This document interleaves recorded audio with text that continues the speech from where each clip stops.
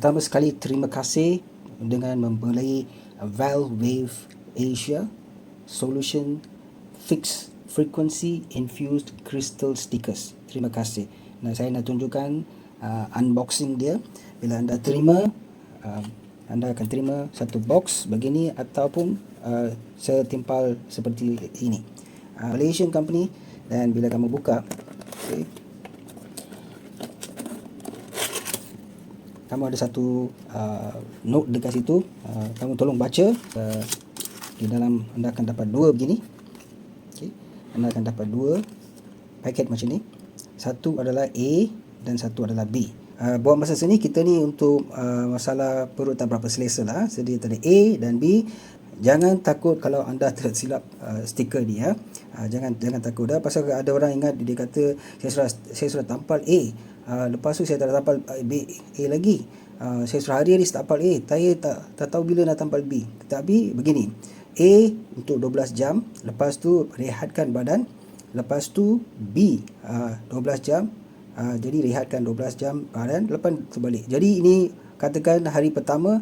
Jadi hari pertama ni macam nombor-nombor ganjil 1, 3, 5, 7 dan sebagainya. Yang ni tampal 2, 4, 6, 8. Okey.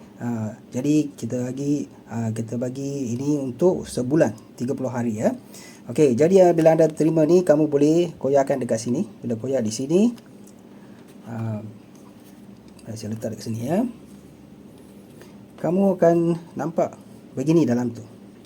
Dan di dalam sini, yang cik ni, kita ada kristal. Kristal banyak orang tahu ada kebaikan dia. Jadi kita ada dua jenis kristal dekat situ, dan juga ada berapa layer yang lain juga. Jadi bagaimana nak tampal? Senang je. Bila kamu nampak macam ni ada copper dekat sini ya. Jadi kristal tu dalam tu.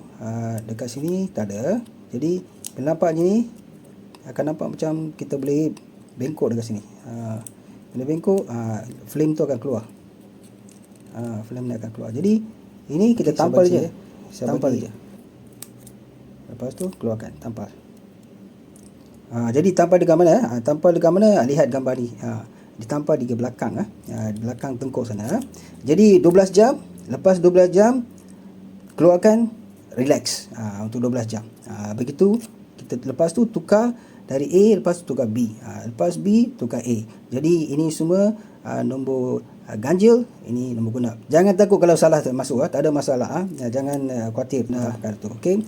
So tolong share pengalaman anda kepada kami dalam perjalanan anda 30 hari ini dalam menggunakan fixed frequency infused crystal stickers ni. Terima kasih ya.